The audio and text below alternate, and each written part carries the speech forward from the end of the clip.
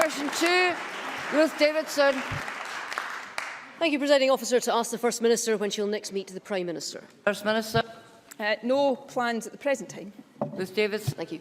Presiding Officer, the Scottish Government is bringing forward fresh plans for land reform, and some of these plans we support. But family farmers are telling us that we need to look at much of it again, and they're not the only ones. This morning, the Royal Institute of Chartered Surveyors add their name to the criticism, saying that the current plans ignore what should be the primary purpose of agricultural land, namely producing food. This echoes the same criticism from the National Farmers Union of Scotland, and it comes on top of the Scottish Government's own review group, which warned that the taxpayer could be stung for millions of pounds in compensation when farms are broken up.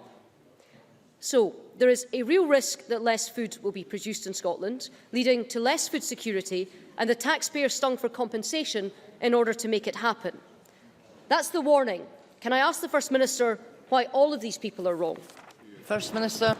Well, firstly, in terms of the Agricultural Holdings Review, I think when that review was published, it was warmly welcomed across a wide range of different stakeholders. In terms of food policy, I think the food policy was first introduced by Richard Lochhead as the responsible minister, and of course food and drink production and exports and the contribution that makes to our economy is a significant success story. In terms of land reform, Scotland's land makes a huge contribution to our society and to our economy.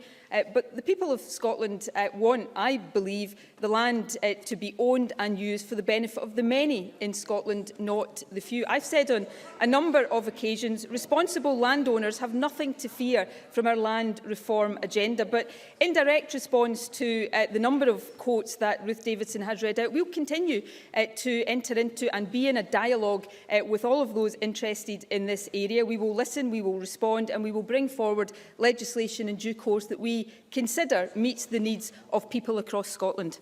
Ruth Davidson.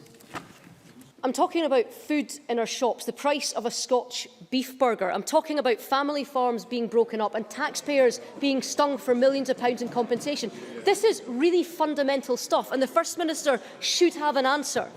Presiding Officer, I have heard the ideological case for these land reforms, but I've never heard a practical case for them. When you've got serious players in the industry telling the Scottish Government that they're pushing through these changes without any thought to food production, then it's clear that this is about dogma rather than about making our countryside work. So let me ask the First Minister. This. What actual hard evidence exists, presumably that we haven't seen yet, which shows that her plans make farming in Scotland more productive, will give us more food security and will lead to lower prices in the shops for ordinary families? There isn't any. First Minister. Firstly, what we are proposing is not about breaking up family farms. That is absolute nonsense. Order. One of the big issues that tenant farmers face in Scotland is the ability to get land. You know, the people being ideological about this, in my view, and not for the first time, are the Tories. The Tories have stood in the way of land reform. The principles behind our land reform agenda are transparency, diversity, making sure that the land of this country, one of our greatest assets, is used for the benefit of the many, not the few. I think these are the kind of principles the majority of people in Scotland, including those who work our land, would get behind. I think it's the Tories that are out of step on this agenda, not this government, and perhaps we'll see that more vividly as the legislation passes through Parliament.